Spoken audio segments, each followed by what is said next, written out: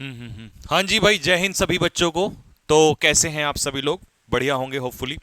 अच्छा, तो वोकेबलरी वाला जो सेशन है कल हमने लिया था, उसका पहला सेशन लिया था, ठीक है। और A to Z वोकेबलरी उसमें हम लोग करेंगे, जैसा कल आपने देखा था। हाँ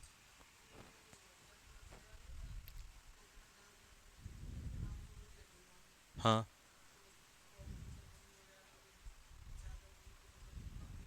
हाँ हाँ। नाम क्या था? कुशाग्र? ये वाली? ये वाली? अच्छा। तो सबसे पहले तो भाई, ये हमारा बच्चा है। क्या क्या नाम है? कुशाग्र द्विवेदी है। कुशाग्र द्विवेदी लड़का है। और इसने ये मेरे बर्थडे पे गिफ्ट भिजवाया था, भगवान प्रभु श्री राम का। तो बहुत बहुत धन्यवाद मेरे भाई, है ना। और मेरी तरफ से तो ब्लेसिंग्स हैं आपके लिए, और इतना प्रीशियस गिफ्ट देने के लिए, है ना। Thank you. मैं तो यही ब्लेसिंग दूंगा कि भाई, तुम अच्छे से मेहनत करो और एक बेहतरीन सी नौकरी लेके, जो भी आपकी इच्छा है, ठीक है, अपना जो ड्रीम है उसको पूरा करो, ठीक है। एंड बहुत अच्छा लगा मुझे गिफ्ट ये जो आपने दिया है, ठीक है। थैंक्स, थैंक्स अ लॉट, ठीक है। बहुत बहुत शुक्रिया। चलिए भाई, अब शुरू स्टार्ट करते हैं, ठीक। तो हाँ जी, लाइव में जैसा मैंने आपसे कहा था, लाइव में सिर्फ ग्रामर ही चलेगा। पहली बात, लाइव में क्या चलेगा? ग्रामर। रिकॉर्डेड में क्या चलेगा? वोकैबुलरी प्लस आपका रीडिंग कॉम्प्रिहेंशन। तो जो रात को ये क्लास होती है, इसमें हम लोग सेम यही चलाएंगे, ठीक। चलिए जी, तो करते हैं भाई लोगों हम स्टार्ट आज का अपना सेशन। जहां छोड़े थे वहीं से स्टार्ट करते हैं। कहाँ हुआ था लास्ट सेशन, बताना जरा। पार्ट्स ऑफ स्पीच पूरा खत्म कर दिए थे हम, है ना। नोट्स बनाते चलना बेटा साथ के साथ। पार्ट्स ऑफ स्पीच हम पूरा खत्म कर दिए थे।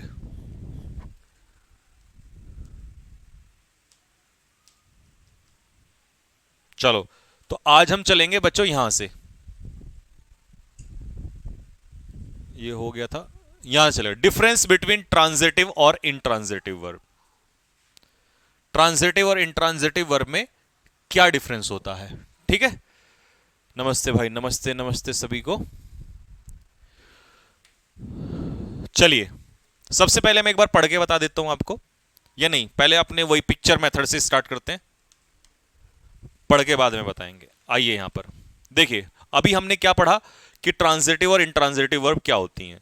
सबसे पहले तो ये समझिएगा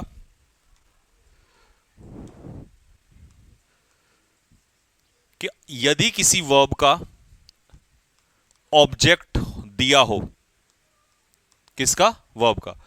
यदि कोई वर्ब अपने पीछे ऑब्जेक्ट लिए बैठा है, तो समझ जाइए वो वर्ब होगा ट्रांजिटिव। लेकिन यदि किसी वर्ब के पीछे ऑब्जेक्ट नहीं है,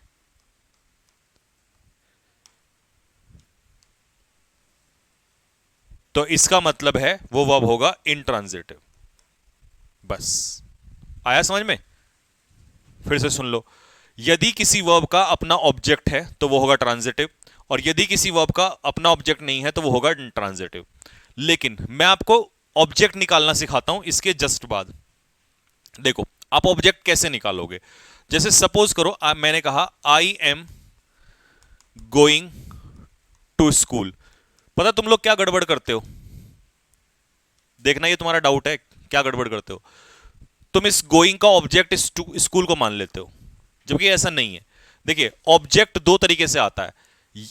या तो किसी वर्ब का ऑब्जेक्ट होता है, या तो वर्ब अपने पीछे ऑब्जेक्ट लेती है, या प्रिपोजिशन अपने पीछे ऑब्जेक्ट लेती है। ये दोनों चीजें लिख लेना। या तो ऑब्जेक्ट वर्ब का होता है, या ऑब्जेक्ट होता है प्रिपोजिशन का। बस ये दो चीजें हैं जो अपने पीछे ऑब्जेक्ट लेती हैं, ठीक है मेरे भाई। अब सुनो, यहां पर जो ये टू है ना, ये टू है प्रिपोजिशन। इस टू के पीछे जो स्कूल है, ये ऑब्जेक्ट तो है, लेकिन प्रिपोजिशन का ऑब्जेक्ट है। तुम्हें किसका ऑब्जेक्ट लेना है? गोइंग का, मतलब वर्ब का। तो इसका तो कोई ऑब्जेक्ट नहीं है, तो इसका मतलब ये कैसी हो गई? इंट्रांजिटिव वर्ब हो गई, ठीक है। अब आ जाओ जरा इधर की तरफ। हाँ जी, अब आपको मैं ऑब्जेक्ट निकालना सिखाता हूं। तो अगर वर्ब का ऑब्जेक्ट है तो ट्रांजिटिव वर्ब, और वर्ब का ऑब्जेक्ट नहीं है तो इंट्रांजिटिव वर्ब। दूसरा, ऑब्जेक्ट दो तरीके से आ सकता है, या तो वर्ब का या प्रेपोजिशन का। हमें प्रेपोजिशन के ऑब्जेक्ट से मतलब नहीं है, हमें वर्ब के ऑब्जेक्ट से मतलब है। ठीक है दोस्तों। अब एक चीज और दिमाग में रखो कि ऑब्जेक्ट निकालेंगे कैसे। देखो, किसी भी वर्ब के दो ऑब्जेक्ट हो सकते हैं। एक होगा डायरेक्ट ऑब्जेक्ट, पूरा लिख दूं क्या, डायरेक्ट ऑब्जेक्ट, और एक होगा इनडायरेक्ट ऑब्जेक्ट। अरे यार, आज एक लड़के ने मैसेज भेजा, क्या कहते हैं, CHSL वाला। उसने कहा जी आज मेरी वाली सिटिंग में, शिफ्ट में CHSL के एग्जाम में क्लोज टेस्ट आया एज इट इज संकल्प बैच का। मतलब जो संकल्प बैच में क्लोज टेस्ट कराए थे उसमें as it is close test आया था क्वेश्चंस में। चलिए, नाम नहीं पता, भी पढ़ेंगे उसका नाम क्या था, होगा वो इस बैच में भी होगा। है भाई, तुम में से है कोई सा? ये रहा।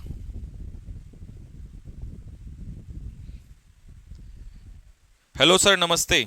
आज CHSL की फर्स्ट शिफ्ट में पूरा वो कैब संकल्प से आया था और क्लोज टेस्ट भी आया था। वाह मेरे शेर। नाम है वैभव मिश्रा। हाँ, ये संकल्प का ही है, वैभव मिश्रा जी। बहुत बहुत बढ़िया भाई, बस तुम लोग ऐसे ही पढ़ते रहो। मिश्रा जी के लड़के ने कमाल कर देता। बहुत बढ़िया भाई, बहुत बढ़िया। चलिए, तो वर्ब अपने पीछे जो ऑब्जेक्ट लेती है, दो ऑब्जेक्ट हो सकती है, डायरेक्ट ऑब्जेक्ट, इनडायरेक्ट ऑब्जेक्ट। अब आपको मैं बताऊं डायरेक्ट ऑब्जेक्ट कैसे निकलती है। जब भी कोई ऑब्जेक्ट आपको व्हाट का आंसर देगा तो वो होगा डायरेक्ट ऑब्जेक्ट, और यदि कोई ऑब्जेक्ट होम का आंसर दे दे तो उसे कहेंगे हम लोग इनडायरेक्ट ऑब्जेक्ट। व्हाट का आंसर देगा तो डायरेक्ट ऑब्जेक्ट, और होम का आंसर देगा तो इनडायरेक्ट ऑब्जेक्ट। ठीक है भाई। अब एग्जाम्पल देके भी समझाता हूं। सपोज करो मैंने आपसे कहा I gave her a book, मैंने उसे एक किताब दी। ये हो गया तुम्हारा सब्जेक्ट, ये हो गई तुम्हारी वर्ब। अब देखो, आई गेव व्हाट, क्या दिया, बुक, तो ये हो गया डायरेक्ट ऑब्जेक्ट। होम किसे दिया, उसको दिया, ये हो गया इनडायरेक्ट ऑब्जेक्ट। ठीक है। तो किसी सेंटेंस में दो ऑब्जेक्ट भी हो सकते हैं, ठीक है, और किसी सेंटेंस में एक ऑब्जेक्ट भी हो सकता है। ठीक है जी। तो सारा कुछ समझ लिया आपने। एक बार रिवीजन करा दो, यहां तक आ जाओ, वापस फिर से आ जाओ। चलिए, यहां से चले थे ना, देखो। हां जी, अगर किसी वर्ब के पीछे ऑब्जेक्ट दिया है उसका, तो ये ट्रांजिटिव वर्ब है। अगर ऑब्जेक्ट नहीं है तो ये इंट्रांजिटिव वर्ब है। वर्ब का भी ऑब्जेक्ट हो सकता है, प्रेपोजिशन का भी ऑब्जेक्ट हो सकता है, लेकिन हमने ट्रांजिटिव और इंट्रांजिटिव वर्ब के हिसाब से निकालना है, प्रेपोजिशन के हिसाब से नहीं निकालना है। अच्छा जी, ऑब्जेक्ट कितने प्रकार का होता है? दो, direct object, indirect object. Direct object होता है जो व्हाट का आंसर देगा, और इनडायरेक्ट ऑब्जेक्ट होता है जो होम का आंसर देगा। ठीक है। चलिए जी, एग्जाम्पल भी दे दिया आपको। अब ये है डेफिनेशन, जो पढ़ के सुना देता हूं एक बार आपको। ठीक है। जब इतना अच्छे से समझ में आ जाए तो डेफिनेशंस को पढ़ने की जरूरत ही नहीं पड़ती, लेकिन फिर भी मैंने लिखा हुआ है transitive verb. The verb which take object to complete their sense are called transitive verb. जो वर्ब क्या लेती हैं, ऑब्जेक्ट लेती हैं, वो क्या कहलाती है? Transitive verb, intransitive. The verbs which do not take object, जो ऑब्जेक्ट नहीं लेती अपना सेंस पूरा करने के लिए, वो इंट्रांजिटिव वर्ब कहलाती हैं। ठीक है। आ जाओ जी, आगे आ जाओ। लीजिए, क्लासिफिकेशन ऑफ ऑब्जेक्ट, मतलब अब ऑब्जेक्ट को देखते हैं। ऑब्जेक्ट क्या है ये तो बता दिया हमने, ऑब्जेक्ट क्या होता है। अच्छा, एक बात बताओ, मान लो कोई वर्ब है, इसका सब्जेक्ट कौन होता है? डूअर। ठीक है। और रिसीवर कौन होता है? रिसीवर इसका ऑब्जेक्ट हो जाता है, और ये इसका सब्जेक्ट हो गया। ठीक है जी। अच्छा, ऑब्जेक्ट होते कितने प्रकार के? दो प्रकार के। एक होता है डायरेक्ट ऑब्जेक्ट, एक होता है मेरे भाई इनडायरेक्ट ऑब्जेक्ट। ठीक। डायरेक्ट ऑब्जेक्ट क्या होता है? जो किसका आंसर दे दे? व्हाट का आंसर दे दे। इनडायरेक्ट ऑब्जेक्ट क्या होता है? जो किसका आंसर दे दे? होम का आंसर दे दे। ठीक है। मोनिका कह रही है सर नोटिफिकेशन नहीं आया। हाँ भाई, ये सुबह वाले बैच के बच्चे भी कह रहे थे इस नोटिफिकेशन का जरूर कराओ। ठीक है भाई। चलिए नेक्स्ट, अगला।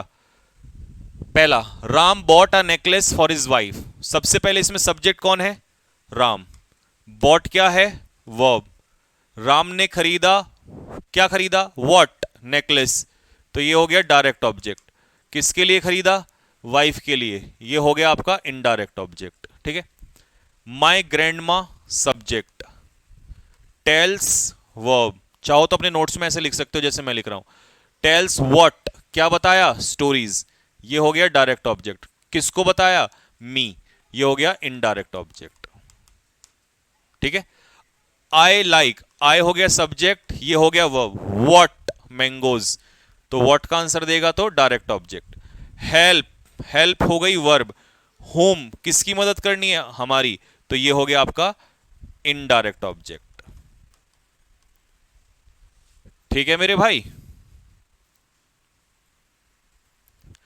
हर इनडायरेक्ट है बुक डायरेक्ट। अच्छा, हाँ हाँ हाँ, ठीक ठीक। ठीक है, वो पिछले एग्जाम्पल का बता रहा है। इन चारों में तो कोई समस्या नहीं होगी किसी भी बच्चे को, एक भी परसेंट नहीं होनी चाहिए। लो जी मेरे भाई, आ जाओ। अब हमने यहां से जो एग्जाम्पल्स हैं इसमें ट्रांजिटिव और इंट्रांजिटिव ढूंढना है। ठीक है जी। बताओ यहां जो इस सेंटेंस में फ्लाई है वो ट्रांजिटिव है इंट्रांजिटिव? ये इस बात पर डिसाइड करेगा कि ये ऑब्जेक्ट है या नहीं है। We fly what? काइट्स। तो ये तो ऑब्जेक्ट है, डायरेक्ट ऑब्जेक्ट है, तो इसका मतलब ये है ट्रांजिटिव वर्ब। ठीक है जी। अगला, बर्ड्स फ्लाई वेयर। तो ये जो स्काई ऑब्जेक्ट है ना, ये किसका ऑब्जेक्ट है समझ रहे हो? इन प्रेपोजिशन का ऑब्जेक्ट है। ठीक है जी। तो यहां ये इन प्रेपोजिशन का ऑब्जेक्ट है। तो दोस्तों इसमें जो फ्लाई है ना, फ्लाई, इसका अपना ऑब्जेक्ट नहीं है, तो इसका मतलब ये है transitive, sorry sorry intransitive verb, क्योंकि ऑब्जेक्ट तो है ही नहीं। Intransitive verb. ठीक है। द बॉयज आर स्विमिंग, लीजिए ये तो अपना सब्जेक्ट हो गया, आर स्विमिंग, ये हो गई मेन वर्ब, ये हो गई आपकी हेल्पिंग वर्ब। अच्छा, ट्रांजिटिव और इंट्रांजिटिव कभी भी ध्यान रखना हेल्पिंग वर्ब का नहीं निकालते, कभी यहां ढूंढने लग जाओ, हमेशा मेन वर्ब का निकालते हैं। तो the boys are swimming where? There. तो वेयर का जो आंसर दे उसे कहते हैं एडवर्ब ऑफ प्लेस। चाहो तो यहां लिख लेना, जो वेयर का आंसर दे उसे कहते हैं एडवर्ब ऑफ प्लेस। क्या कहते हैं भाई? Adverb of place. जो हाउ का आंसर दे उसे कहते हैं एडवर्ब ऑफ मैनर। जो व्हेन का आंसर दे उसे कहते हैं एडवर्ब ऑफ टाइम। ये तीनों अपनी लिस्ट में नोट्स की वहां लिख लेना। ठीक है। अच्छा, इसका मतलब इस वर्ब का ऑब्जेक्ट नहीं है। ठीक है। एडवर्ब ऑब्जेक्ट का काम थोड़ी करता है, ऑब्जेक्ट का काम या तो नाउन करता है या प्रोनाउन करता है। यह भी ध्यान रख लेना बात को। ऑब्जेक्ट का काम या सब्जेक्ट का काम या तो नाउन करेगा या प्रोनाउन करेगा। इस चीज को अपने माइंड में सेट करके रखिएगा। ठीक है। अच्छा जी, तो ये कैसी वर्ब हो गई? ITV, मतलब इंट्रांजिटिव वर्ब हो गई। ठीक है। शी किल्ड, होम, किसको मारा? हस्बैंड को मारा। तो ये हो गया आपका इनडायरेक्ट ऑब्जेक्ट। इसका मतलब हमारे पास तो ऑब्जेक्ट है, और जब हमारे पास ऑब्जेक्ट है तो ये कैसी वर्ब हो गई? ट्रांजिटिव वर्ब हो गई। ठीक है, क्योंकि ऑब्जेक्ट मिलते ही ट्रांजिटिव वर्ब हो जाती है। She died, verb. When, yesterday, तो व्हेन का आंसर जो देगा वो क्या होगा? Adverb of time. तो इसके पीछे तो कोई ऑब्जेक्ट नहीं है, तो इसका मतलब ये हो गया इंट्रांजिटिव वर्ब। इतना स्मूथ चल रहा है, चाहो तो आप किसी स्कूल कॉलेज में जाके पढ़ा भी सकते हो। ठीक है, एक बार पढ़ लोगे पूरी लाइफ टाइम के लिए सारे दर्द खत्म। बस शर्त एक है, पढ़ना रेगुलर पड़ेगा आपको, क्योंकि सारा इकट्ठा करके पढ़ा नहीं जाता। एक ही बार पढ़ो, ढंग से पढ़ो बस। ठीक है भाई। लो जी अगला एग्जाम्पल, शी लाफ्ड, वो हंसी। आ जाओ, शी लाफ्ड, हाउ, कैसे हंसी? हाउ, तो ये हो गया आपका एडवर्ब ऑफ मैनर, जोर जोर से हंसी। तो ये हो गया आपका ट्रांजिट, सॉरी इंट्रांजिटिव वर्ब, क्योंकि ऑब्जेक्ट तो है ही नहीं।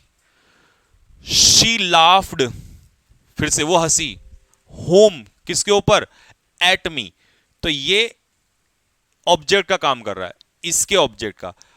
अगर अकेला एट देखोगे तो इसके हिसाब से ये प्रपोजिशन का ऑब्जेक्ट है, लेकिन इसके हिसाब से देखोगे तो ये पूरा ऑब्जेक्ट का काम कर रहा है, लेकिन इसके ऑब्जेक्ट का, तो ये हो जाएगा आपका, ये तो ऑब्जेक्ट हो जाएगा लेकिन इसका ऑब्जेक्ट बैठेगा, तो ये आ जाएगा ट्रांजिटिव वर्ब। ठीक है जी।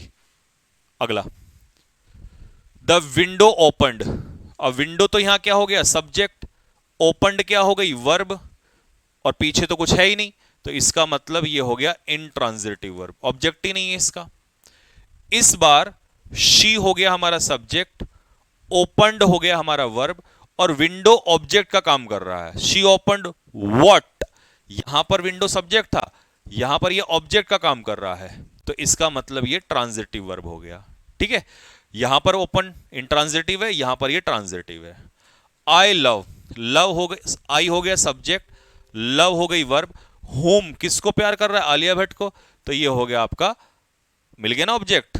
तो ऑब्जेक्ट जैसे ही मिला आपको वैसे ही ये हो गया ट्रांजिटिव वर्ब। ठीक है, विकी कुमार बता बेटे।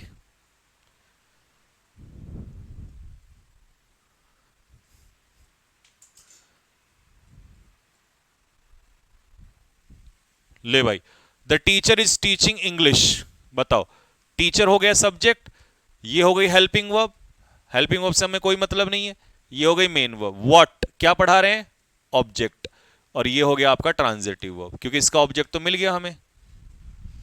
तो आज के बाद जीवन में किसी को ट्रांजिटिव और इंट्रांजिटिव नहीं आएगा। ठीक है भाई, सातवें वाला दोबारा बता दूं, देखो, शी लाफ्ड, उसने मजाक उड़ाया, होम किसका मजाक उड़ाया, किसके ऊपर हंसी, एट मी।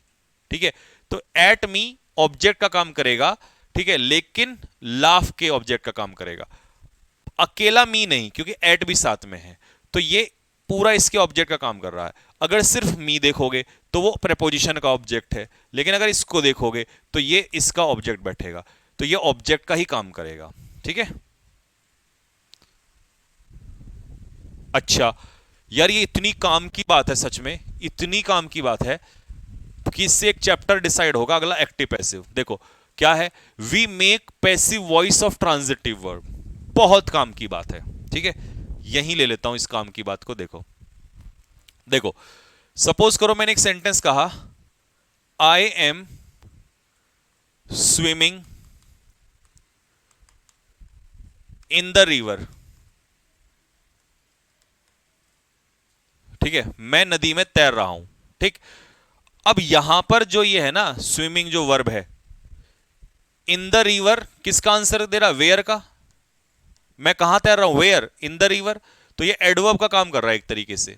ठीक है, इन द रिवर, पूरा इन द रिवर एडवर्ब का काम कर रहा है, एडवर्ब ऑफ प्लेस का। और जो ये अकेला रिवर है, ये इनका ऑब्जेक्ट हो गया रिवर, तो ये तो इनका ऑब्जेक्ट है, हमें चाहिए स्विमिंग का। जैसे इस वाले केस में, यहां देखो, इस वाले में मी तो एट का काम कर रहा है ऑब्जेक्ट का, लेकिन इसका भी ऑब्जेक्ट मिल रहा है पूरा एट मी, तो इसलिए यहां पर ये ट्रांजिटिव हुई। लेकिन ये इंट्रांजिटिव क्योंकि है, क्योंकि इसका ऑब्जेक्ट नहीं बन पा रहा है। अब जब ये इंट्रांजिटिव वर्ब है तो दोस्त इसका पैसिव बना सकते हो, I am swimming in the river, क्या इसका पैसिव वॉइस बन सकता है, नॉट पॉसिबल, इसका पैसिव वो नहीं बन सकता। ठीक है, मान लो मैंने आपसे कहा शी डाइड यस्टरडे, क्या तुम इसका पैसिव वॉइस बना सकते हो कभी, बताना जरा। ये वर्ब हो गई, इंट्रांजिटिव वर्ब हो गई, क्योंकि ये एडवर्ब ऑफ टाइम है, तो ऑब्जेक्ट तो है ही नहीं, और जब हमें ऑब्जेक्ट नहीं मिलेगा तो हम इसका पैसिव बना ही नहीं सकते। तो इसका मतलब हमने सीखा कि जिस वर्ब का ऑब्जेक्ट नहीं है उसका पैसिव वॉइस नहीं बनता, तो इंट्रांजिटिव वर्ब का पैसिव वॉइस नहीं बनता। ठीक है, बात क्लियर हो गई, ये वाला पॉइंट कंफर्म हो गया, केवल ट्रांजिटिव का बनेगा। अब देखो ट्रांजिटिव के लिए एग्जांपल देके दिखाता हूं आपको। सपोज करो हमने कहा आई कैन राइट, मैं लिख सकता हूं व्हाट अ लेटर, तो ये मिल गया हमें ऑब्जेक्ट, तो ये हो गया ट्रांजिटिव वर्ब, इसका पैसिव बना सकते हो, क्या बनेगा? A letter can be written by me, बन गया पैसिव वॉइस। तो मेरे भाई ट्रांजिटिव वर्ब का पैसिव बना सकते हो, लेकिन इंट्रांजिटिव का नहीं बना सकते।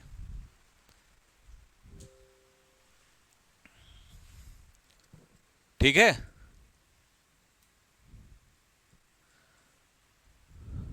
आप कहां से क्लास ले रहे हो? मैं अमन विहार में रहता हूं। नहीं बेटा, मैं अमन विहार से नहीं ले रहा हूं क्लास, उधर से मतलब सहजधार रोड से ले रहा हूं, मैं इधर घर की तरफ से ले रहा हूं। Sir, preparing for CGL and GPO 2025, should I take Pinnacle SSC book और कोर्सेज एंड नो बुक? मत अभी मत फंसो, पहले ये तो देख लो कि मैं कितना कंटेंट दे रहा हूं। अगर तुम्हें मेरा कंटेंट हो जाए तब मैं एक बुक सजेस्ट करूंगा, अभी मत लो। शुरू में बुक लेने की गलती मत करो, कंफ्यूज हो जाओगे बहुत ज्यादा। ठीक है, अच्छा जी, अब वापस आ जाएं जरा। चलिए जी, transitive intransitive, direct object indirect object आपने सीख लिया। अब हम सीखेंगे क्लॉज क्या होता है, क्लॉज। ठीक है, चलिए। अ ग्रुप ऑफ वर्ड्स, शब्दों का एक समूह जिसमें दो चीजें होती हैं, एक होता है सब्जेक्ट और एक होती है वर्ब। ठीक है, आगे ना समझ में? मतलब अगर जैसे मैं कहूं शी केम हेयर, तो मैंने पूछा क्या ये क्लॉज है, या आप कहोगे यस क्लॉज है। क्यों है क्लॉज? क्योंकि इसमें सब्जेक्ट भी है, इसमें वर्ब भी है। ठीक है, मैंने कहा कम हेयर, यहां आओ, क्या ये क्लॉज है? नहीं है। क्यों नहीं है? क्योंकि इसमें सब्जेक्ट तो है ही नहीं। तो जब सब्जेक्ट नहीं है तो ये क्लॉज नहीं है। ठीक है, तो इसका मतलब क्लॉज के लिए सब्जेक्ट और वर्ब का होना जरूरी है। आगे ना समझ में? अच्छा जी, a clause is only a part of a sentence, clause एक सेंटेंस का हिस्सा होता है। A sentence can have more than one clause, एक से ज्यादा क्लॉज एक सेंटेंस में हो सकते हैं। अब इस बात को सिखाने के लिए मुझे थोड़ा सा आपको पिक्चर की तरफ ले जाना पड़ेगा। आ जाओ जी, पिक्चर की तरफ चलते हैं। लीजिए, यहां क्लॉज की पिक्चर बनाएंगे। देखो, हमने कहा कि क्लॉज के लिए सब्जेक्ट और वर्ब का होना जरूरी है। ठीक, आई एम अ बॉय, क्या ये क्लॉज है? सब्जेक्ट भी है वर्ब भी है, जी हां ये क्लॉज है। फिर मैंने कहा आई एम इनोसेंट, मैं निर्दोष हूं, क्या ये क्लॉज है? बिल्कुल है। बट शी इज गिल्टी, लेकिन वो अपराधी है। अब मुझे एक बात बताओ, यहां से लेकर यहां तक क्या है ये? क्लॉज। यहां से लेके फिर अलग सब्जेक्ट वर्ब स्टार्ट हो गया, ये फिर से क्लॉज। कितने क्लॉज हो गए? दो। कौन जोड़ रहा है इसको? कंजेक्शन, जो हमने पार्ट ऑफ स्पीच में पढ़ा था। लेकिन एक बात बताओ मेरे भाई, यहां से लेकर यहां तक, यहां से लेकर यहां तक पूरा क्या कहलाएगा? मैं देखना चाहता हूं कमेंट बॉक्स में। अमित यादव, सर एनडीए में कॉम्प्रिहेंशन के लिए क्या करूं? स्टोरी बुक रीडिंग या पेपर रीड करूं या वो कैब करूं? ना ना, कुछ ना कर बेटे। मैं अब रीडिंग कॉम्प्रिहेंशन देना स्टार्ट करूंगा ना, उनको सॉल्व करना। ये स्टोरी स्टोरी से कुछ नहीं होता, रीडिंग कॉम्प्रिहेंशन ही सॉल्व करना चाहिए। ठीक है भाई, चलो जी, अब मुझे बता दो जल्दी से, इस पूरे को क्या कहेंगे? आई से लेकर गिल्टी तक, आई से लेकर गिल्टी तक इस पूरे को क्या कहेंगे?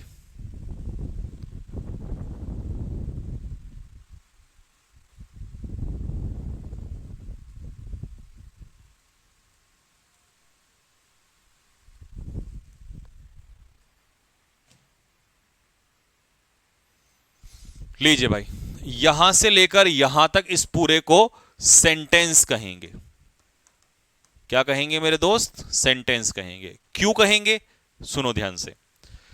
क्योंकि पूरे को क्लॉज नहीं कह सकते, क्लॉज तो इसके अंदर दो हैं। तो इसका मतलब यह हुआ कि बड़ा कौन होता है? अब आपसे मैं पूछूं कि बड़ा कौन होता है? बड़ा होता है सेंटेंस। ठीक है, आगे समझ में। और एक सेंटेंस के अंदर एक से ज्यादा क्लॉज हो सकते हैं, छोटा होता है क्लॉज। ठीक, तो तभी तो हमने डेफिनेशन में कहा था कि क्लॉज जो है वो एक सेंटेंस का हिस्सा होता है। ठीक है ना। अब एक बात बताओ, अगर सपोज करो सेंटेंस ये इतना होता, अगर ये बस इतना होता यहां तक, इतना, तो इसे तुम क्या कहते, क्लॉज कहते। और ये क्या भी है, सेंटेंस भी है। तो इसका मतलब ये हुआ कि हर क्लॉज अपने आप में सेंटेंस होता है। ठीक है, every clause is a sentence. ये बात लिखूं या ना लिखूं, सही जल्दी से बताओ, सत्य है या नहीं है। Note, every clause is a sentence. Her clause अपने आप में एक सेंटेंस जरूर होगा। ठीक है, आगे समझ में। Point number 1। दूसरा point, every sentence is not a clause. Her sentence एक क्लॉज नहीं होता। क्यों, देखना, अब ये पूरा एक सेंटेंस है, तो क्या ये एक क्लॉज है? नहीं, इसमें तो एक से ज्यादा क्लॉज है। तो हर क्लॉज तो सेंटेंस होगा, बट हर सेंटेंस क्लॉज नहीं हो सकता। ठीक है ना, क्योंकि एक सेंटेंस में एक क्लॉज भी हो सकता अगर सेंटेंस इतना था, लेकिन बढ़ गया तो एक से ज्यादा क्लॉज भी हो गया इसमें। तो इसीलिए हर सेंटेंस एक क्लॉज नहीं हो सकता। ठीक है, अच्छा एक पॉइंट और लिखना चाह रहा हूं, तीसरा, अ सेंटेंस कैन हैव वन और मोर देन वन क्लॉज। एक सेंटेंस एक क्लॉज भी रख सकता है और एक से ज्यादा भी रख सकता है। यह बात भी सत्य है ना। यहां तक क्लियर हो गया बिल्कुल। ठीक है भाई, एक सेंटेंस में एक क्लॉज भी हो सकता है और एक से ज्यादा क्लॉज भी हो सकते हैं। ठीक है, यस सर। मोनिका क्या कह रही है, हर clause, every clause is a sentence. Yes, but every sentence is not a clause, क्योंकि एक सेंटेंस में एक से ज्यादा क्लॉज हो सकते हैं। ठीक है, अच्छा, अ clause is a combination of subject and verb. एक क्लॉज जो है वो सब्जेक्ट और वर्ब का कॉम्बिनेशन होता है। यह बात भी सत्य है। क्लॉज तभी बनेगा जब सब्जेक्ट और वर्ब होगा। ठीक है, अब मैं तुमसे एक बात पूछना चाह रहा हूं। ये 4 पॉइंट तो मैंने लिखवा दिए, बड़े काम के पॉइंट हैं ये, इनको लिखता नहीं कोई जल्दी से, बट ये एक तरीके से ये मान लो कि बस जड़ें हैं जो बहुत मजबूत हैं, इसके बाद कभी डाउट नहीं होगा। ठीक है, अब मैं एक चीज पूछना चाह रहा हूं आपसे। ठीक है, क्या पूछना चाह रहा हूं, देखो, ये क्वेश्चन मेरा ये है कि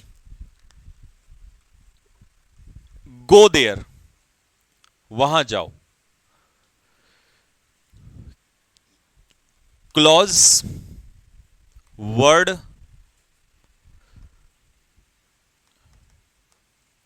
सेंटेंस और लेटर, इन चारों में से ये क्या है? लो जी, रौनक यादव बेटे आ रहा है। सर क्लास स्टॉप हो रहा है भाई, ये क्लास स्टॉप का सॉल्व प्रॉब्लम मॉर्निंग वाले बैच में भी था, बात करो।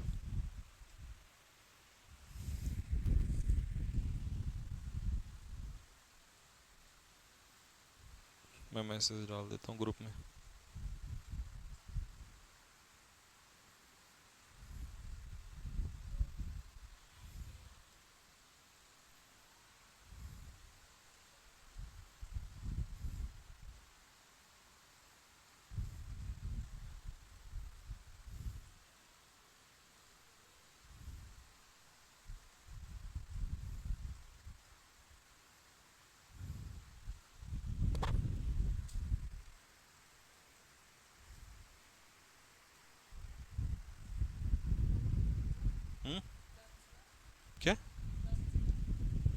वो बच्चों का कोई रुक रहा होगा ना क्लास।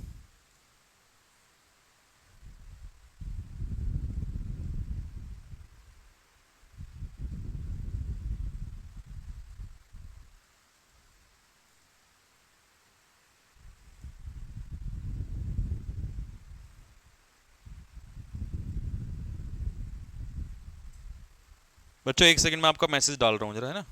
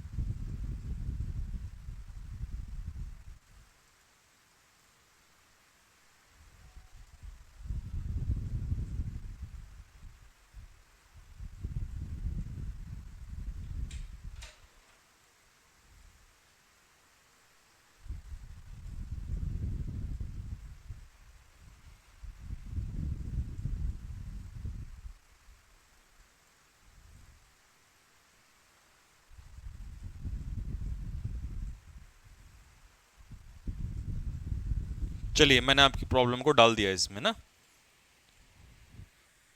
जल्दी सॉल्व हो जाएगी। हमारा नहीं रुक रहा, कुछ बच्चों का रुक रहा है बेटा, है ना।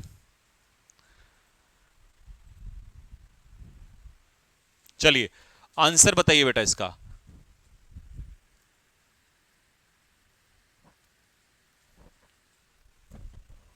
लो जी, देखो गो देयर। अब सबसे पहले कैसे इसको सॉल्व करोगे, देखो गो देयर, या ये है आपकी वर्ब और कहां जाना है वहां, ये हो गया एडवर्ब।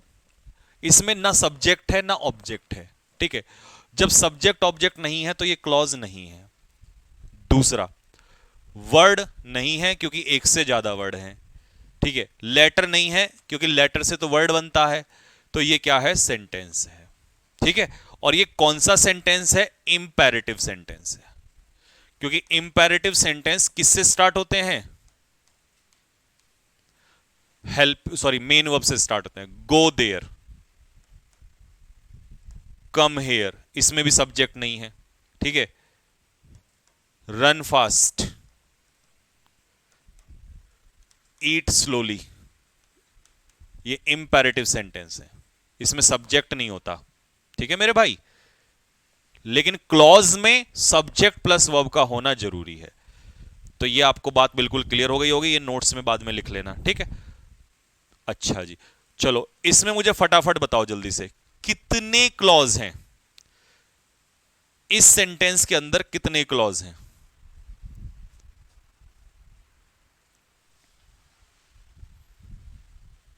सबसे अच्छी चीज ये है कि मैंने जो पढ़ा रहा है उसका हर एक का एग्जाम्पल आपके जस्ट उसके आगे लिखा हुआ है। पहले वाले में कितने क्लॉज हैं,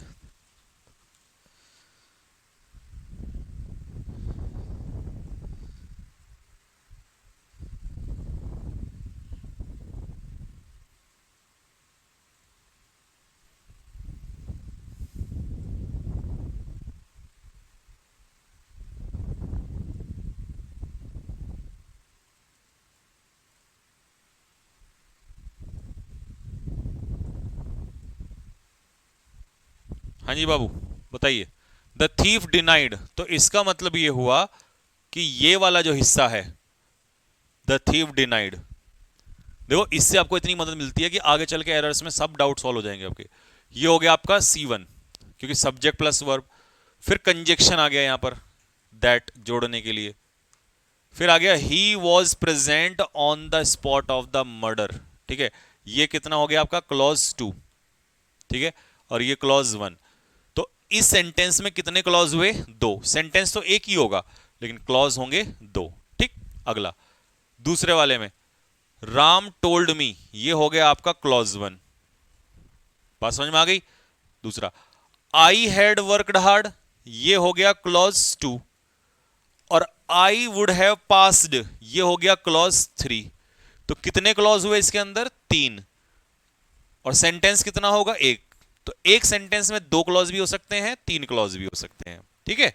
अच्छा, मेरा एक क्वेश्चन है आपसे, क्लॉज 2 और क्लॉज 3 को कौन जोड़ने का काम कर रहा है?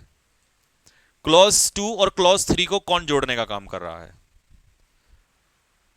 कमेंट बॉक्स में जल्दी से लिख के बताइए, क्लॉज 2 और क्लॉज 3 को जोड़ने का काम कौन कर रहा है?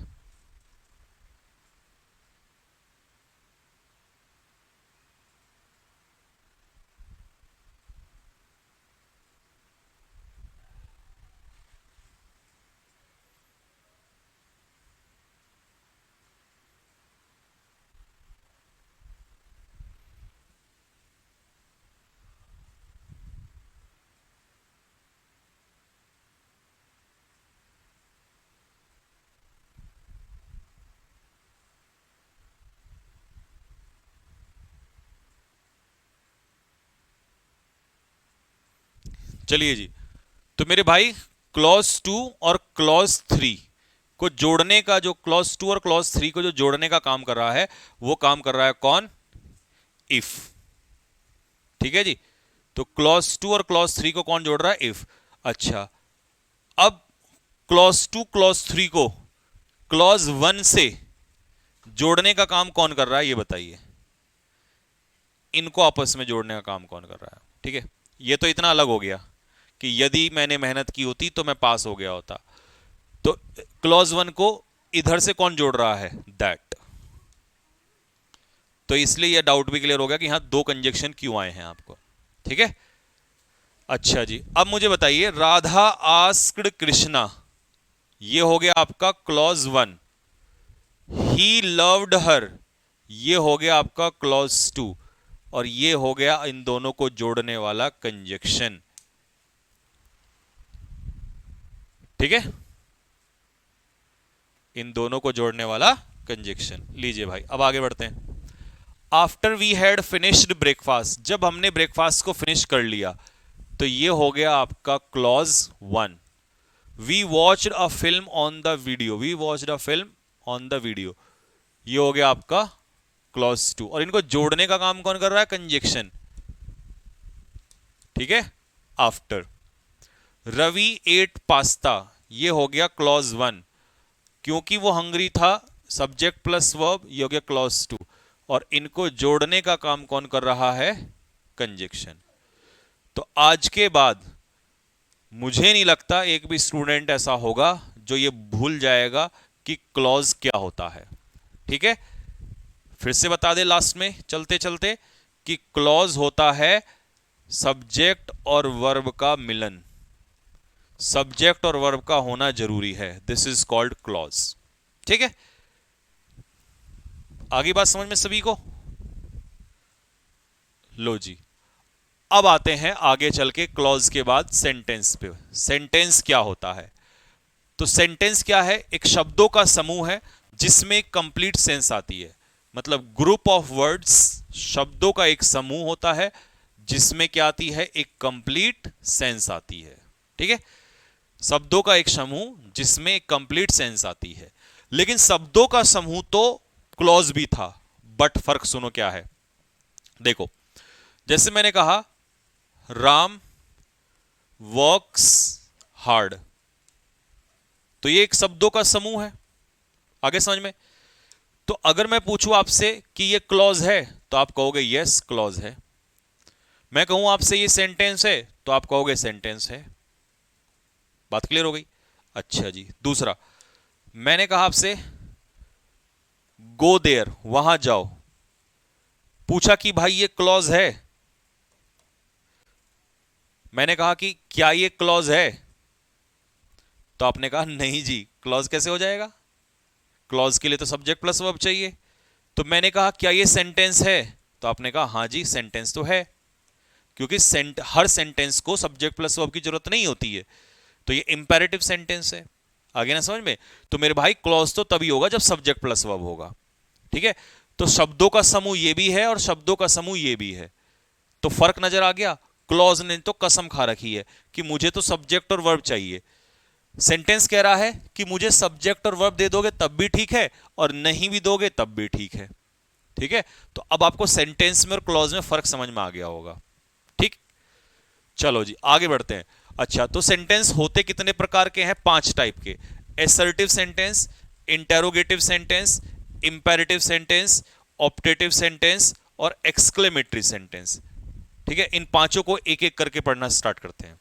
एसर्टिव, इंटेरोगेटिव, इंपेरेटिव, ऑप्टेटिव और एक्सक्लेमेटरी सेंटेंस। ठीक है, आ जाओ जी। सबसे पहले, अच्छा ऑप्टेटिव वाला उठा ले, कोई नहीं होता कोई सा उठा लो।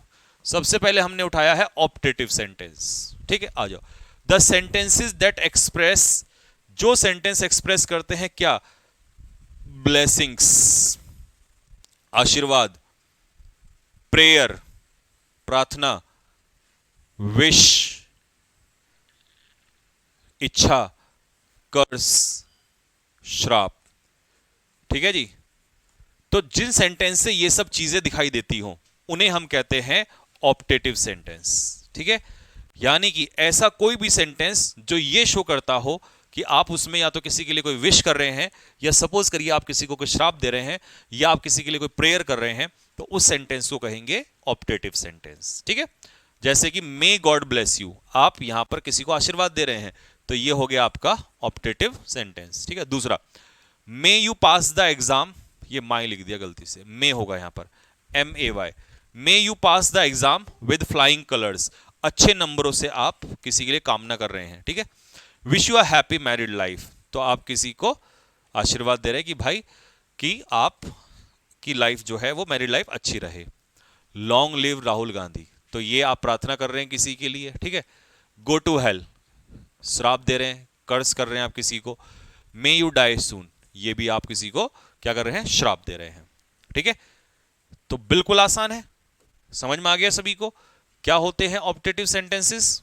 अब आगे आ जाओ, इंपेरेटिव सेंटेंस। देखो, अगर कोई आपसे पूछे कि इंपेरेटिव सेंटेंस क्या होते हैं, तो देखिए, the sentences in which we ask someone to do something, जिन वाक्यों में हम किसी को कोई काम करने के लिए कहते हैं उसे कहते हैं इंपेरेटिव सेंटेंस। समझो एक बात को, एग्जांपल से समझो।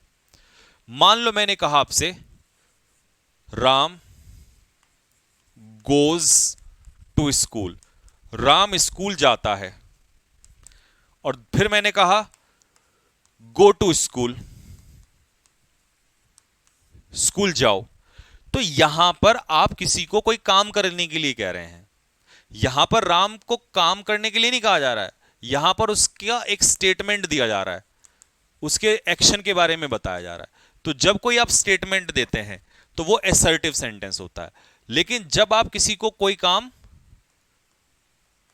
करने के लिए कहते हैं, जब कोई काम किसी को करने के लिए कहते हैं तो उसे कहते हैं इंपेरेटिव सेंटेंस। तो ये बात सबको क्लियर हो गई होगी, है ना? गो टू स्कूल, स्कूल जाओ, कम एयर, यहां आओ। ठीक है, तो यहां आओ, वहां जाओ, खाना खाओ, ये सब में, जैसे मान लो आपने बच्चों को कहा दूध पी लो, ड्रिंक मिल्क, तो ये ड्रिंक मिल्क क्या है?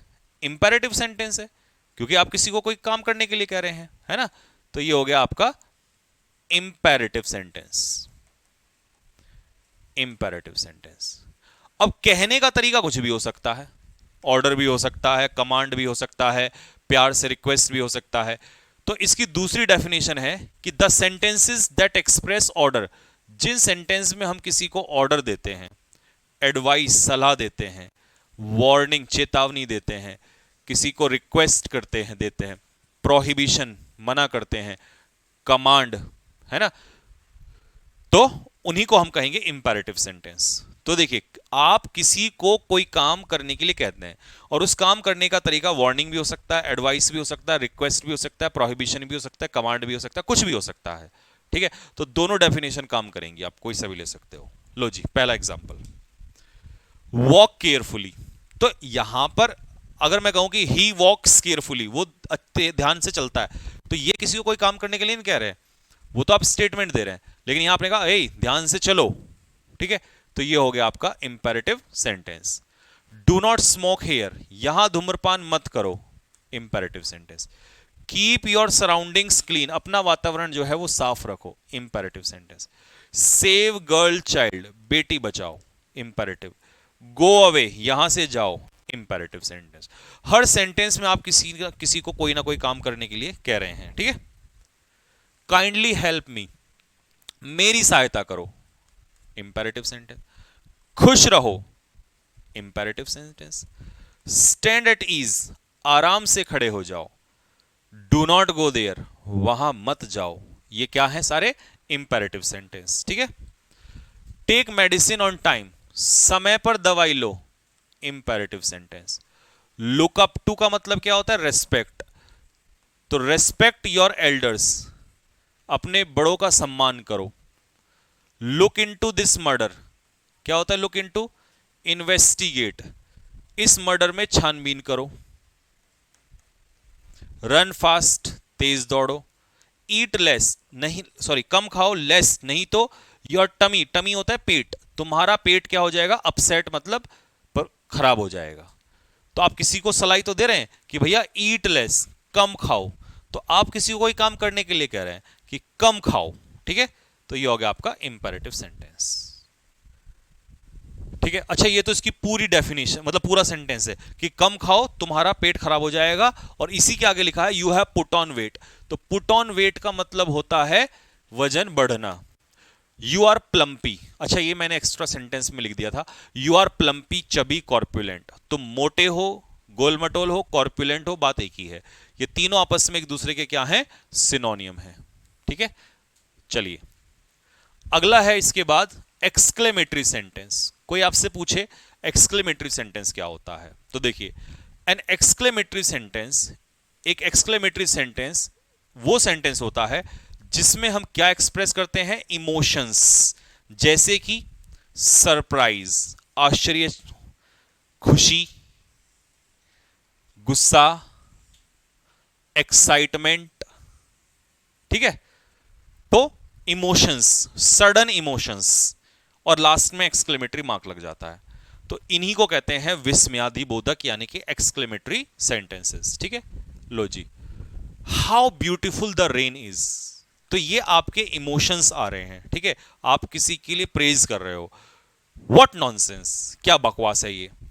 Hurray, we have won the match. Good heavens, आश्चर्य हो गया कि वो कितनी बड़ी हो गई है। हाउ शी हैज ग्रोन, ये हैज यहां पर आएगा। एक्सक्लेमेटरी सेंटेंस में याद रखना, जो ये हेल्पिंग वर्ब है वो सब्जेक्ट के बाद आती है। WH वर्ड के बाद अगर लगाओगे तो इंटरोगेटिव हो जाएगा, ठीक है। तो हाउ शी हैज ग्रोन, कितनी बड़ी हो गई है वो। God I am in heaven, मैं तो स्वर्ग में हूं, मैं खुश हूं, ठीक है। तो ये आप क्या है? सडन फीलिंग्स शो कर रहे हैं, तो ये हो गया आपका exclamatory sentence. Wait, that bridge is rotten, वो ब्रिज जो है वो खराब हो गया है, ठीक है।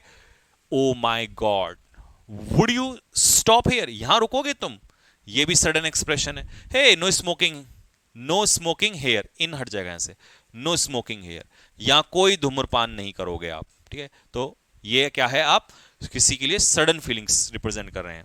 यू आर लेट अगेन, तुम तो फिर से लेट हो। सी एक्चुअली वॉन, अरे वो वास्तव में जीत गई है, तो इसका मतलब ये क्या है? यहां पर फिर से सडन एक्सप्रेशन है। सडन एक्सप्रेशन कैसे है? जब आप किसी को कहते हैं, मान लो आपने कहा शी वॉन, वो जीत गई है, लेकिन सी एक्चुअली वॉन, वास्तव में वो जीत गई है, तो ये आपका सडन एक्सप्रेशन आया निकल के। तो जब भी आप सडन इमोशंस शो करोगे तो इसका मतलब आप वहां पर एक्सक्लेमेटरी सेंटेंस का यूज करोगे, ठीक है। चलिए जी, तो ये तो क्लियर हो गया सभी को, यहां तक कोई डाउट नहीं है किसी के माइंड में। अब आता है, ये बिल्कुल सिंपल है, एसर्टिव सेंटेंसेस। कौन सा? विस्मयादि बोध, सॉरी एसर्टिव सेंटेंसेस, इसका हिंदी मुझे नहीं आता, डिक्लेरेटिव भी कह देते हैं कुछ लोग इनको, ठीक है। एसर्टिव सेंटेंस कौन से होते हैं? जिन सेंटेंस में, एसर्टिव सेंटेंसेस वो सेंटेंस होते हैं इन विच वी गिव, या तो हम कोई जानकारी देते हैं, या अपना कोई ओपिनियन देते हैं, या किसी के लिए कोई स्टेटमेंट देते हैं, ठीक है। ना तो यहां कोई सडन फीलिंग होती है, ना यहां किसी को कोई आदेश दिया जाता है, ना किसी के लिए कोई श्राप दिया जाता है, यहां पर सिर्फ एक स्टेटमेंट दिया जाएगा, ठीक है। ही सिंग्स एंड डांसेस, वो गाता है और नाचता है, सिंपल स्टेटमेंट है। ही इज एक्सुबरेंट, एक्सुबरेंट का मतलब होता है खुश, चीयरफुल, सिंपल सेंटेंस है। द स्काई इज ब्लू, आकाश नीला है। सिंपल सेंटेंस है ये, असर्टिव सेंटेंस है, ठीक है। देयर इज अ हंकी डोरी सिचुएशन इन माई विलेज, मेरे गांव में कैसी सिचुएशन है? हंकी डोरी सिचुएशन है, हैप्पी वाली। हंकी डोरी सिचुएशन होती है हैप्पी वाली सिचुएशन, ठीक है। तो ये भी एक स्टेटमेंट है। He got under the skin, देखिए जब आप किसी के स्किन के अंदर चले जाते हैं तो आप किसी को क्या करते हैं? इरिटेट। तो गेट अंडर द स्किन का मतलब होता है किसी को इरिटेट करना। अच्छा ये मैंने लिखा भी तो है यहां पर, ये सेंटेंस नहीं है, ये इसका मीनिंग है। गेट अंडर समबडीज स्किन, ये एक ईडियम है, ठीक है। और इसका मीनिंग क्या है? अच्छा यहां नहीं लिखा, मैं लिख देता हूं। इसका मतलब है टू इरिटेट, ठीक है। लीजिए, तो उसने उसे क्या कर दिया? He got under the skin of me, पूरा लिख सकते हो, यानी कि उसने मुझे क्या कर दिया? परेशान कर दिया, ठीक है। तो ना यहां कोई ऑर्डर होगा, ना कोई कमांड होगा, ना रिक्वेस्ट होगा, ठीक है। अच्छा असर्टिव सेंटेंस कितने प्रकार के होते हैं? 2 प्रकार के। पहला पॉजिटिव, दूसरा नेगेटिव। पहला होता है पॉजिटिव और दूसरा होता है नेगेटिव। देखिए ओपिनियन किसी के बारे में 2 टाइप का हो सकता है, या तो पॉजिटिव हो सकता है या नेगेटिव। मैंने कहा ही इज ऑनेस्ट, ये पॉजिटिव ओपिनियन है। ही इज नॉट ऑनेस्ट, ये नेगेटिव ओपिनियन हो गया। तो इसका मतलब असर्टिव सेंटेंस में हम ओपिनियन या स्टेटमेंट दे सकते हैं। तो ओपिनियन पॉजिटिव हो सकता है और ओपिनियन नेगेटिव भी हो सकता है, इसीलिए ये 2 प्रकार के होते हैं, पॉजिटिव और नेगेटिव, ठीक है। एग्जाम्पल में ही इज कॉर्पुलेंट, कॉर्पुलेंट क्या होता है? मोटा, plumpy. He is not corpulent, ये उसका नेगेटिव ओपिनियन हो गया, स्टेटमेंट हो गया, ठीक है। तो असर्टिव सेंटेंस 2 टाइप का होता है, पॉजिटिव और नेगेटिव। और लास्ट आता है आपका इंटेरोगेटिव सेंटेंस, ठीक है भाई। 4 आपने पढ़ लिए, ऐसा कोई बच्चा ही नहीं है जिसको इंटेरोगेटिव ना पता हो। क्या है? जिन सेंटेंस में we ask someone a question, जिनमें हम किसी से कोई प्रश्न पूछते हैं, उन्हीं को तो प्रश्नवाचक कहते हैं। इंटेरोगेटिव सेंटेंस वही तो होते हैं जिनमें हम किसी से क्वेश्चन पूछते हैं, ठीक है। अच्छा क्वेश्चन 2 तरीके से पूछे जाते हैं, क्लोज एंडेड, ओपन एंडेड। मतलब क्या है? हेल्पिंग वर्ब से क्वेश्चन पूछते हैं और WH वर्ड से क्वेश्चन पूछते हैं, सबको पता है ये बात तो। अच्छा जी, क्लोज एंडेड क्या होते हैं वो सुन लो। जब कोई सेंटेंस हेल्पिंग वर्ब से स्टार्ट होगा तो उसे तो कहते हैं क्लोज एंडेड, लेकिन जब कोई ओपन एंडेड होगा तो वो किससे स्टार्ट होगा? WH वर्ड से स्टार्ट होगा। किससे? WH वर्ड से। जैसे कि एग्जांपल ले लो, मैंने कहा आपसे डू यू प्ले, आपने कहा यस, नो, बस आप इतना बोलोगे तो ये क्लोज हो गया। तो हेल्पिंग वर्ब से जो सेंटेंस स्टार्ट होता है वो क्लोज हो जाता है, उसमें आप यस और नो में आंसर दे सकते हो। लेकिन अगर मैंने कहा आपसे व्हाई डू यू प्ले, क्यों खेलते हो, अब आप पूरा रीजन दोगे, भाई इसलिए खेलता हूं, तो ये ओपन हो गया। तो इसीलिए जब WH वर्ड से कोई सेंटेंस स्टार्ट होगा तो वो ओपन होगा, और हेल्पिंग वर्ब से स्टार्ट होगा तो वो क्लोज एंडेड हो जाएगा, ठीक है। लीजिए, do they help the poor, क्या वो गरीबों की सहायता करते हैं? तो हेल्पिंग वर्ब से अगर सेंटेंस स्टार्ट हो रहा है तो ये है close ended. Why do they help the poor, ये हो गया आपका ओपन एंडेड। क्यों? क्योंकि ये WH वर्ड से, अच्छा ये हुड नहीं वाई था, why do they help the poor, why कर लेना इसको, ठीक है। Are the children making a noise in the class, तो हेल्पिंग वर्ब से स्टार्ट हो रहा है तो ये हो गया close ended. Where were you playing football, कहां खेल रहे थे फुटबॉल, WH वर्ड से स्टार्ट हो गया तो ये हो गया आपका ओपन एंडेड, ठीक है। When you will return home, अच्छा जी, अब हमने स्ट्रक्चर में क्या सीखा था कि ओपन एंडेड जो सेंटेंस होते हैं, जो WH वर्ड से स्टार्ट होते हैं मेरे भाई, उनमें तुरंत सब्जेक्ट नहीं आता, पहले हेल्पिंग वर्ब आती है। तो यहां WH वर्ड के बाद पहले क्या आएगा? हेल्पिंग वर्ब आएगा, और उसके बाद क्या आएगा? सब्जेक्ट आएगा, ठीक है। ऐसी वाई शी वॉज की जगह क्या हो जाएगा, इसलिए रॉन्ग लिखा हुआ है, तो वाई वॉज शी, पहले हेल्पिंग वर्ब आएगा फिर सब्जेक्ट आएगा, यहां पर हेल्पिंग वर्ब फिर सब्जेक्ट, ठीक है। नोट, अब नोट जरूर पढ़ेंगे हम, क्या लिखा है इसमें। If WH words are used in the middle of a sentence, we do not use helping verb after them, but we use subject after them. If WH words are used in the beginning of sentence, we use helping verb after. इसका मतलब समझो, सार क्या है इसका कहने का? ये मतलब है कि अगर किसी सेंटेंस में WH वर्ड ये एरर आता है, अगर किसी सेंटेंस में WH वर्ड सेंटेंस के मिडिल में है तो इसके जस्ट बाद क्या आएगी, हेल्पिंग वर्ब नहीं आएगी, क्योंकि WH वर्ड के बाद हम हेल्पिंग वर्ब काउंट करते हैं। बट नहीं, यहां पर ये इंटेरोगेटिव नहीं है, ठीक है, तो यहां पर ये एक तरीके से रिलेटिव वर्ड का या कंजक्शन का काम करता है, तो पेपर में एरर बना के दे देता है। तो इसीलिए यहां पर पहले सब्जेक्ट आएगा, फिर उसके बाद वर्ब आएगी, ठीक है। लेकिन अगर सेंटेंस WH वर्ड से स्टार्ट हो रहा है तो इसके बाद आप क्या लगाओगे, फिर आपको वर्ब लगानी पड़ेगी, फिर उसके बाद आपका सब्जेक्ट, ऐसे चलेगा, ठीक है भाई। ये बात जरूर सीख लेना, WH वर्ड से शुरू करोगे तो पहले वर्ब आएगी, WH वर्ड को बीच में रखोगे तो वर्ब नहीं आएगी, सब्जेक्ट आएगी। ये पेपर में क्वेश्चन मिलेगा, और अभी मैं भी देता हूं अभी क्वेश्चन आपको। लो जी, I want to know where are you going. पहले तो यहां क्वेश्चन मार्क नहीं आएगा, क्यों नहीं आएगा, क्योंकि सब्जेक्ट से स्टार्ट हो रहा है, तो इसीलिए इंटेरोगेटिव नहीं है। इंटेरोगेटिव तो कभी सब्जेक्ट से स्टार्ट होता ही नहीं है, वो तो या तो हेल्पिंग वर्ब से स्टार्ट होगा या मेन वर्ब से स्टार्ट होगा, वो सॉरी सब्जेक्ट से स्टार्ट होगा, वो सॉरी WH वर्ड से। तो इसका मतलब ये हुआ कि यहां पर ये असर्टिव सेंटेंस है। अब जो ये पंगा है ना, ये वाला कि यार हमें लगता है नहीं WH वर्ड के बाद तो हेल्पिंग वर्ब आनी चाहिए, गलत है ये। यहां पर ये इंटेरोगेटिव थोड़ी ना है, तो इसके बाद पहले हेल्पिंग वर्ब नहीं आएगी, तो पहले आ जाएगा सब्जेक्ट। अब डज शी नो, क्या वो जानती है, when will her husband return, कि उसका हस्बैंड जो है वो कब लौटेगा। अच्छा, विल है तो रिटर्न में ईडी हटा दो, वो गलती से आ गया वहां पर, ठीक है। अब ये हेल्पिंग वर्ब से तो स्टार्ट हुआ है, मान लिया चलो हेल्पिंग वर्ब से स्टार्ट हुआ है, लेकिन WH वर्ड जब सेंटेंस के बीच में रहेगा ना, तो उसके बाद हेल्पिंग वर्ब नहीं आएगी, पहले सब्जेक्ट आएगा, क्योंकि यहां पर ये इंटेरोगेटिव नहीं होता सेंटेंस के बीच में, ठीक है। She asked me how could I help her. लो जी, अब यहां पर ये बीच में आ गया ना, तो उसके बाद हेल्पिंग वर्ब नहीं आएगी, उसके बाद क्या आएगा, पहले सब्जेक्ट आएगा, ठीक है।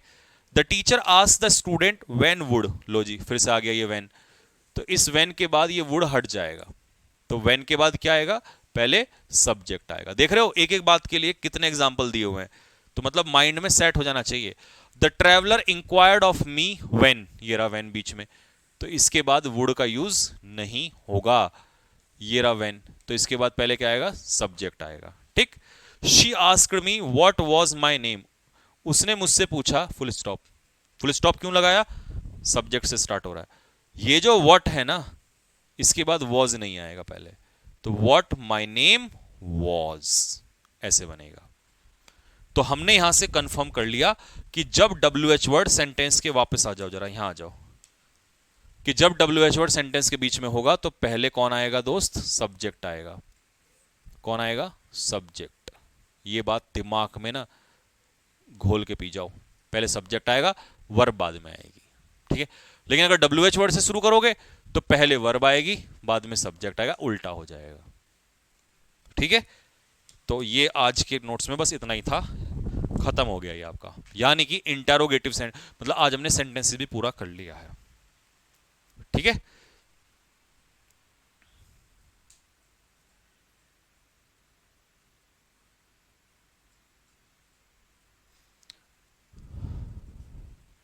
एक्सक्लेमेटरी में और ऑर्डर वाले में थोड़ा सा कंफ्यूजन है। देखो पता क्या होता है, एक्सक्लेमेटरी में बस आपको एक बात ध्यान रखना है कि वहां सडन फीलिंग्स होंगी। क्या होंगी, सडन फीलिंग्स।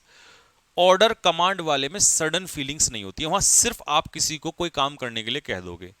लेकिन एक्सक्लेमेटरी में एक एक्सक्लेमेशन होगा, एक सडन फीलिंग होगी, चाहे वो सरप्राइज हो, चाहे वो दुख हो, ठीक है। और ऑर्डर वाले में कोई दुख सरप्राइज नहीं होता है, वहां सिर्फ आप किसी को कोई काम करने के लिए कहते हैं, बस इतना फर्क है, ठीक है। सर वो कैब वाली क्लास पूरी नहीं चली थी का, हाँ शशांक शुक्ला, नहीं वो पूरी नहीं चली थी, उसमें 30 ही क्वेश्चन कराए थे मैंने, वो एक्चुअल में यूट्यूब पे था तो नहीं, फिर वो पढ़ाना था। यहां तो जो क्लास आपकी चलेगी वो पूरा जो टॉपिक होगा उस दिन वो खत्म हो जाएगा पूरा। तो अब वो कैब की क्लास में रिकॉर्ड करूंगा क्योंकि वो रिकॉर्ड ही चलेगी, तो उसके बाद दूसरा हाफ उसका डालूंगा। मैंने 30 क्वेश्चन कराए थे तो 20 वाले का हाफ डालूंगा मैं, और अगली क्लास से 50-50 का रेशो चलने लग जाएगा, ठीक है, एकदम क्लियर हो गया ना, चलो शाबाश। हाँ, प्रिंटेबल पीडीएफ प्रोवाइड करा दूंगा मैं नोट्स की, वो टेंशन मत लेना। ठीक है, तो ठीक है, बस यहीं तक रखते हैं, इतना रिवाइज कर। देखो मैं ये गारंटी लेता हूं आप लोगों को, चाहे आप एनडीए हो, सीडीएस हो, एयरफोर्स हो, नेवी हो, एसएसआर हो, या फिर आपका सीजीएल हो, सीपीओ हो, कुछ भी हो, दुनिया का कोई एग्जाम इससे बाहर नहीं जा सकता। ये कंपैरिजन कर लेना किसी भी टीचर से, नोट्स को लिख के दे रहा हूं मैं आपको। और 1.2 अगर आपने इसको चेक कर लिया हो, जो आपको फ्री मिला होगा, तो आपको समझ में भी आ जाएगा। ठीक है, और इसके बैच के बच्चे जो जाके धमाल मचा रहे हैं वो चल ही रहा है, तो बस यही ध्यान रखना। लेकिन एक शर्त है, जितना रोज पढ़ा दूं उतना ही पढ़ लेना, बस उससे ज्यादा मत करना, बाकी सारा मेरे ऊपर छोड़ दो। ठीक है, तो ठीक है, कल मिलते हैं। Monica awesome sir, thank you बेटा। चलिए कल मिलते हैं आप लोगों से सेम टाइम पे, और रिकॉर्डेड सेक्शन में डालना स्टार्ट करता हूं। ठीक है, तो ठीक है, मिलते हैं, तब तक के लिए जय हिंद।